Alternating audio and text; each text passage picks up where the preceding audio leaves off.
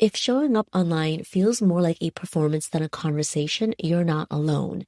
Many agency founders have considered building a personal brand, but they don't want to become influencers, overshare, or feel like they're pretending to be something they're not. That's why I invited Lauren Sheriffs, founder of Two Social, to join me on the podcast. Lauren has built a personal brand that not only reflects her values, but consistently opens doors for new business partnerships and opportunities. In this episode, we talk about how to lead with your voice without losing your boundaries. We unpack what's actually working on social, how to build trust by being real, not perfect, and why your personal brand might be the growth you've been overlooking. Let's get into it.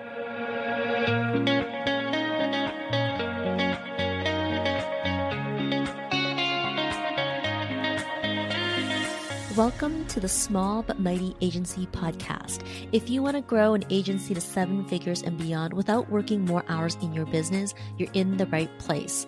I'm your host, Audrey Joy Kwan. I know what it takes to build an agency, including supporting an agency owner in selling and exiting. I also have a master's degree in communications, specializing in organizational development.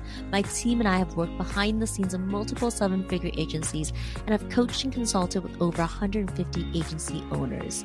All this to say, when you join us on the Small But Mighty Agency podcast, you get real-world experience and practical tips that help you work less, earn more, and lead with integrity. So let's go.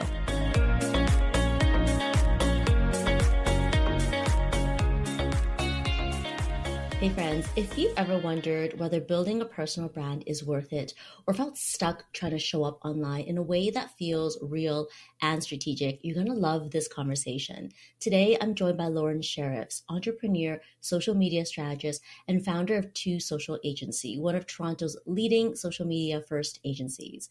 Over the past 12 years, she's worked with more than 250 brands across North America, from Baskin-Robbins to Electrolux, helping them show up with clarity, creativity, and consistency. But Lauren isn't just building brands for clients. She's also built a powerful personal brand of her own.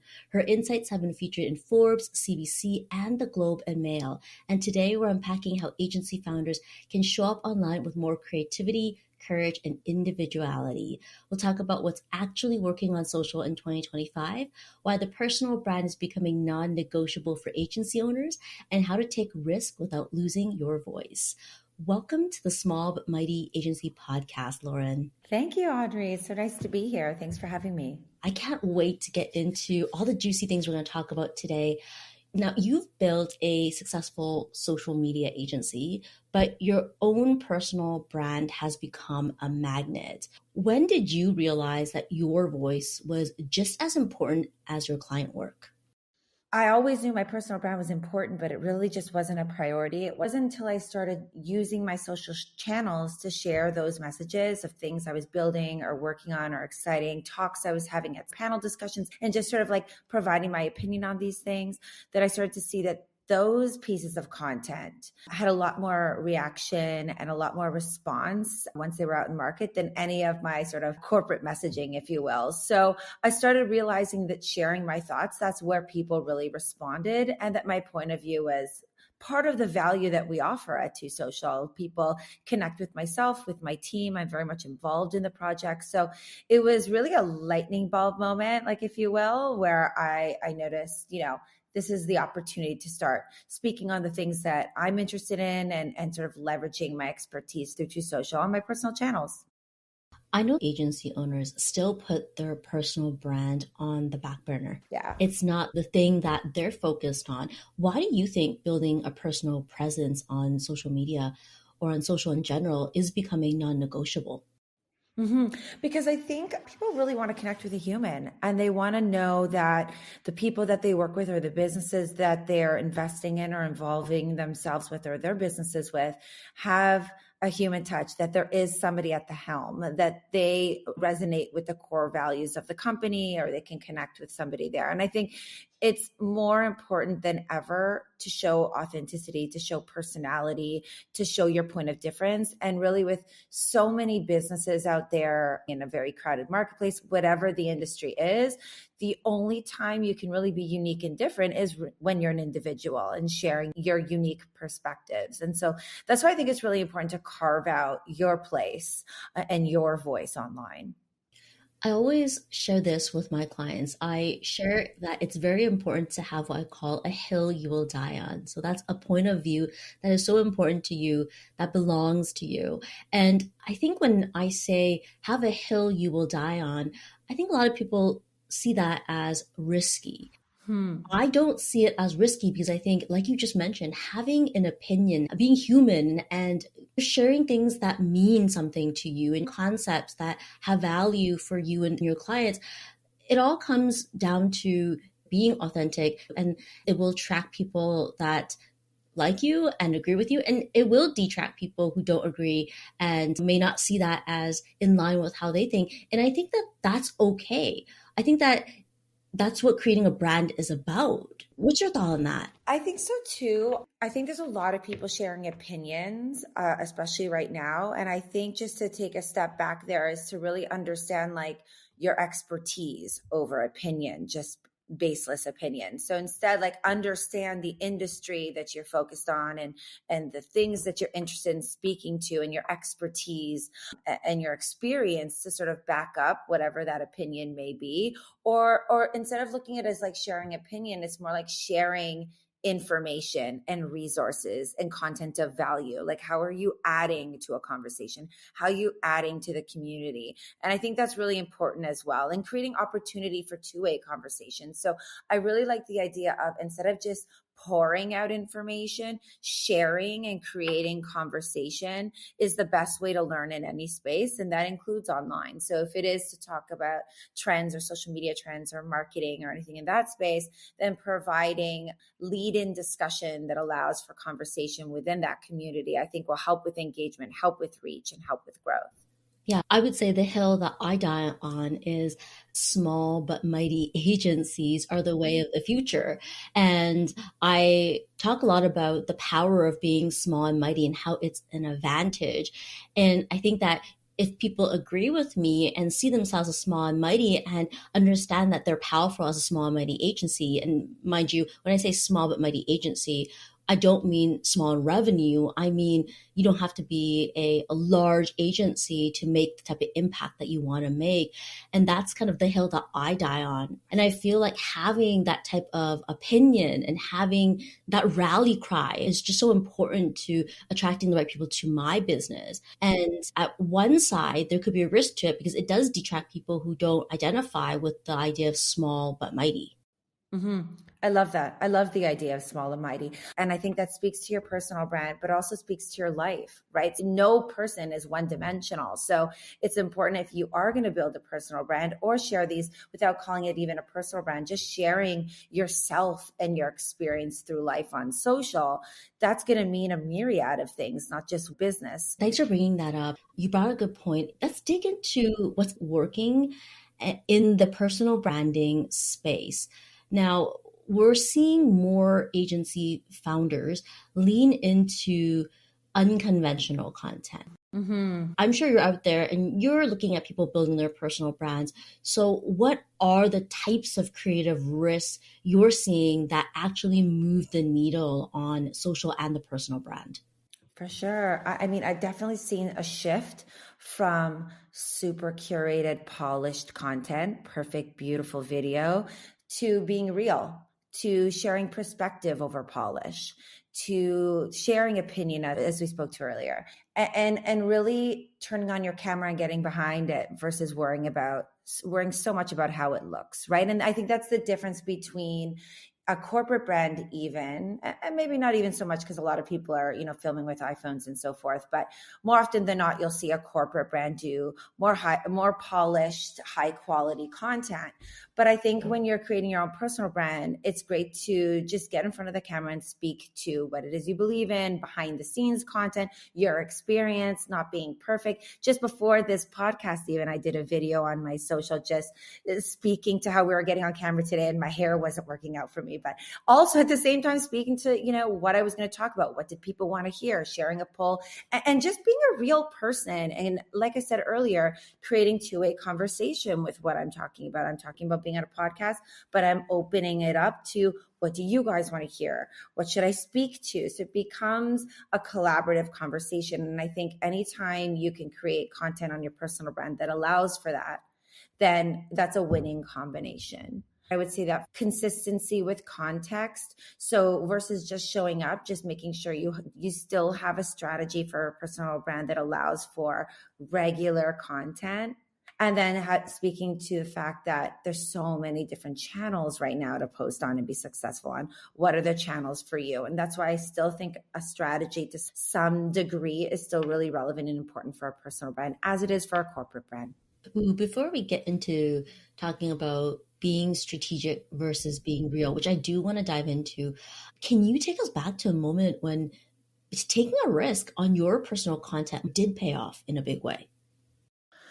I think just showing up in general was a bit of a risk for me. I mean, I work in social and I love what I do, but I love being behind the scenes and I love creating great campaigns for my clients and leveraging influencers and working with great team members.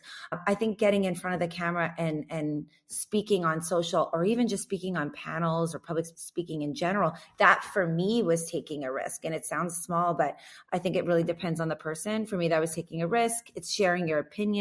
These days, even just sharing an opinion or perspective can be risky. So all of that was really new for me, and I think is a risk in general. But I think to mitigate that risk is to really understand what are the things that are your expertise to speak on, what are your values, and identifying the areas in which you want to have conversations online.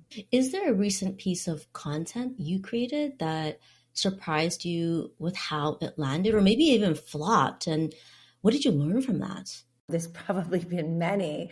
I think honestly, anytime I share a win or a loss, I always thought that I would have to share my wins, like my new clients and really speak to all the achievements happening at my business. But it was really when I spoke to sort of the learning curve of a loss or a learning curve of a potential loss or mistake or whatever it may be and how we overcame a challenge.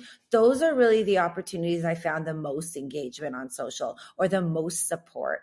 And I was also very surprised by just sharing in general, taking the risk of being a personal brand on social, whatever channel that may be, video content as an example, and speaking to trends. I found that drove more activity and interest in business to my agency than anything I had done corporately. As a consumer of content online, I absolutely agree. When I hear stories of people learning from something they flopped, it draws me in because I want to learn from their mistakes. And I'm the first to admit it's hard to share things that haven't worked out. You have to be vulnerable. You have to be okay with putting your heart out there and then letting people have their say on it. And it's not easy. So, what's your thoughts on someone who, like me, struggles really to be vulnerable online about things that might not be working? How do you recommend that I approach that? I would recommend thinking about it from a different angle. Think about it like if you want to put out content that's really going to help others find their way by teaching them what you did wrong and how you learned from it. And it's inspiring. And I think we're all scared to share those losses because it, like, as you said, it makes you vulnerable, but it's human and we all make mistakes and we all learn the best by jumping in and just doing sometimes. And with that comes mistakes and ebbs and flows.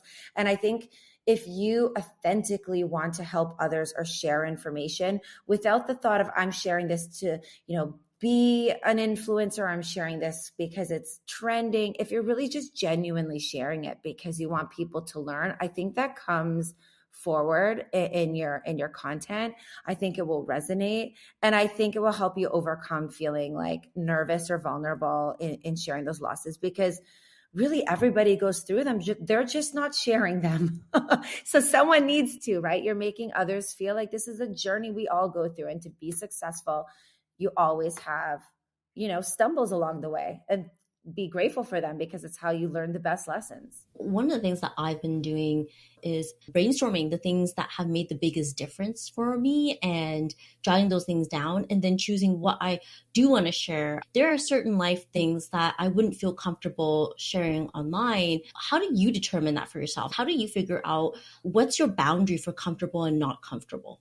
I think it's a feeling. It's how you feel. It's what feels right for you. You know, I'm a very private person. I can understand what you're saying as well. There's certainly restrictions to what I feel comfortable sharing online.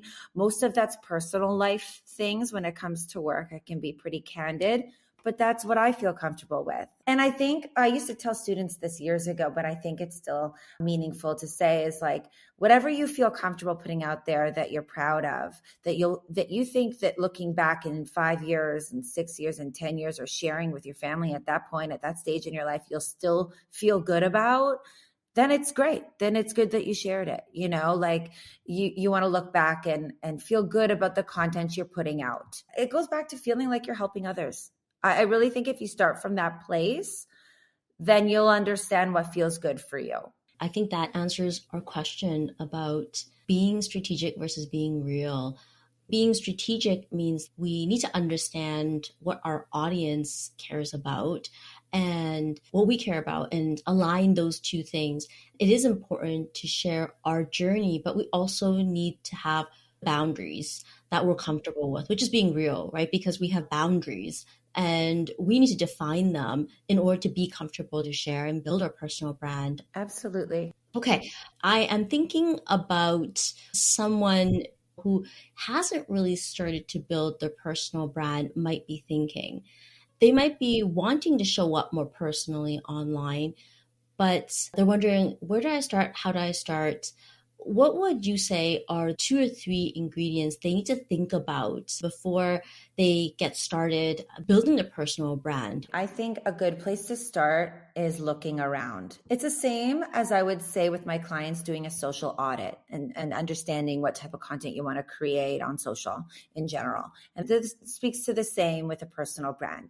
Start looking around at aspirational, inspirational people that you gravitate towards, and really get a good understanding of what type of content they're putting out. Why does it resonate with you? What do you like about it? And start to figure out how that could show up for you in your life. Like, what areas do you feel comfortable sharing?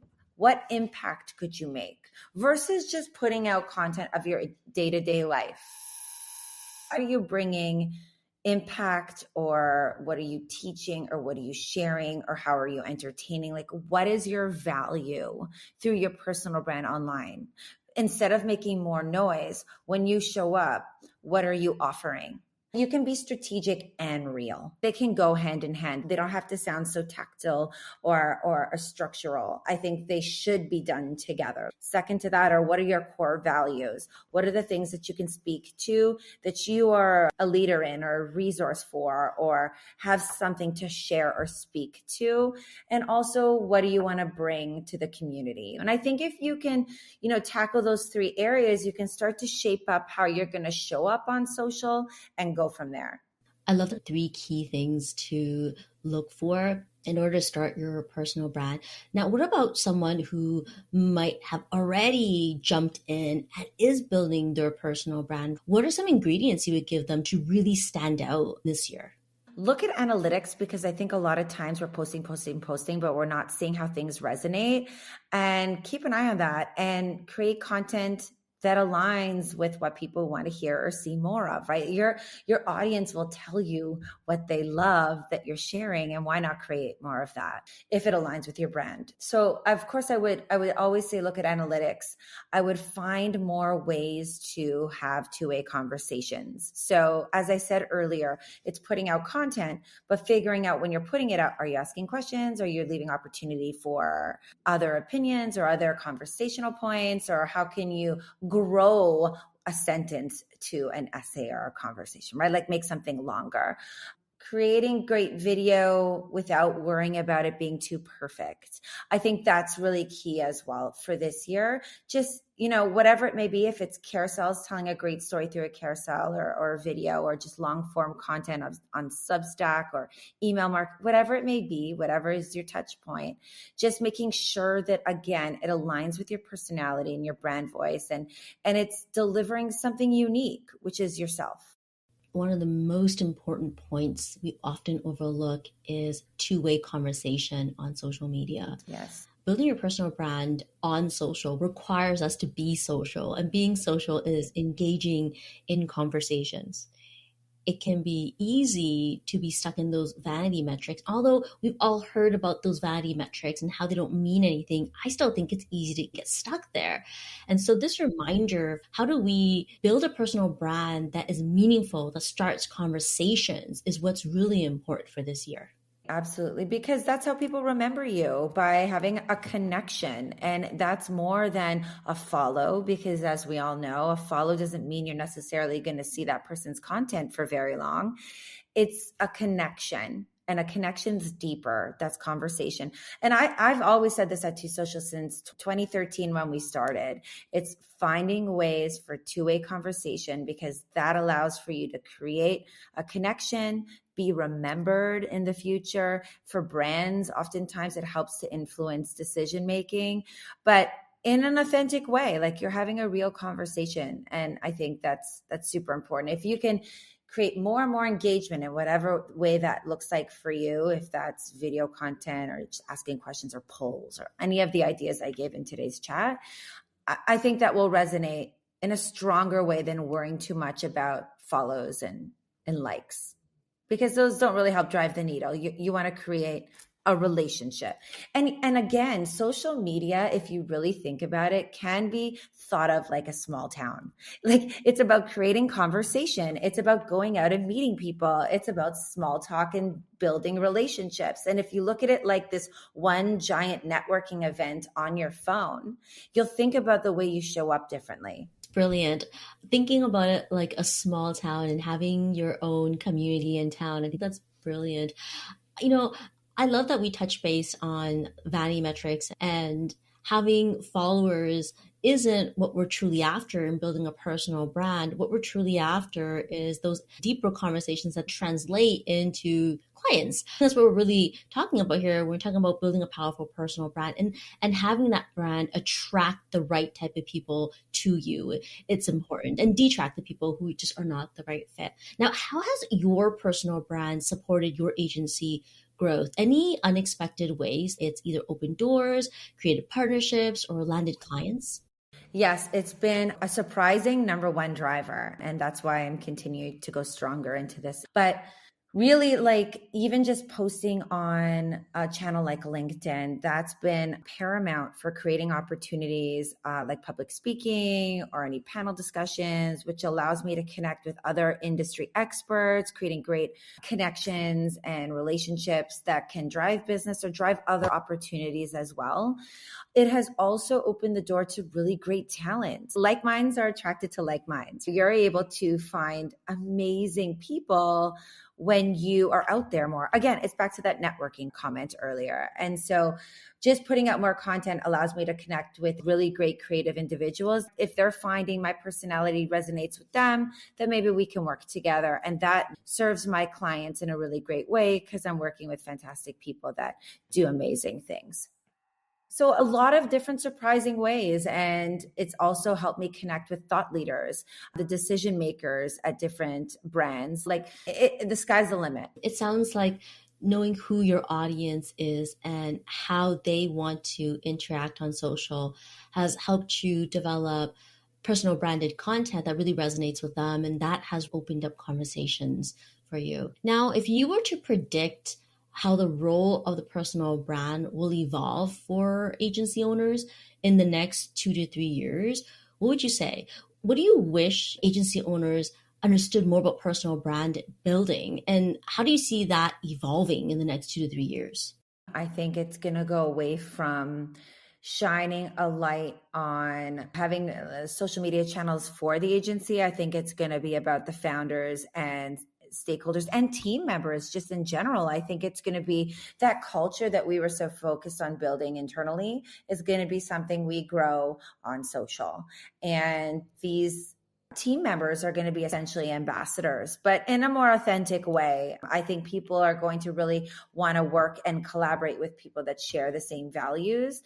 And you get the first glimpse of that, the first impression through a personal brand until you meet someone in real life.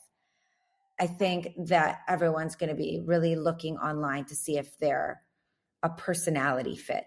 And the way creatively that shows up, I think it's just going to be dependent really on social trends, social media trends, and what's happening. And I really just think it's going to be more and more authentic. But in saying that also, it goes back to our earlier conversation of really finding your values and your parameters. That's like traditional. I don't think that'll ever change. I think to do it well and to do it right and to feel good about it is to understand what your limitations are in your expertise as well as your comfort level. And then I think you can build a really strong brand creatively in any fashion, whether it's video, photography, long form, whatever it may be. That's a great insight that the personal brand is going to become something that is bigger. And I think more agency founders will be tapping into building that because people are going to want to know who you are and what you value before they want to work with your agency. But I think what's really interesting is how you said the team in itself will have a role to play in the personal brand of the agency and how they present themselves online and what they share on their channel. So I think that that's actually a really interesting thought. Now, before we wrap up here, what does being a small but mighty agency owner mean to you? It means to me working efficiently, caring about your clients, delivering amazing work, working fast, but in a very goal-oriented way, and working with the right team members. No one person can do this alone. And I think, again, just also knowing when to pause. I think a lot of times when you are looking to grow, as everyone is, doing so thoughtfully and methodically and working with the right clients is more important. So quality over quantity when it comes to clients, when it comes to team building, and when it comes to social media content, it's always quality over quantity. Yes, those are great words to end on. It's always quality over quantity. Lauren, if someone wanted to connect with you, how can they do that? They can do that through Instagram. My personal Instagram is Lauren Maria S, or 2social is 2_social. Those are a great place to start, or of course, find me on LinkedIn. Thank you so much for being here. Thank you. Great conversation, Audrey. Thank you so much. Hey, thanks for hanging out with me at the Small But Mighty Agency podcast. If you enjoyed this episode, it would mean the world to me if you hit the follow or subscribe button in your podcast app and share it with a friend. I'll see you on the next one.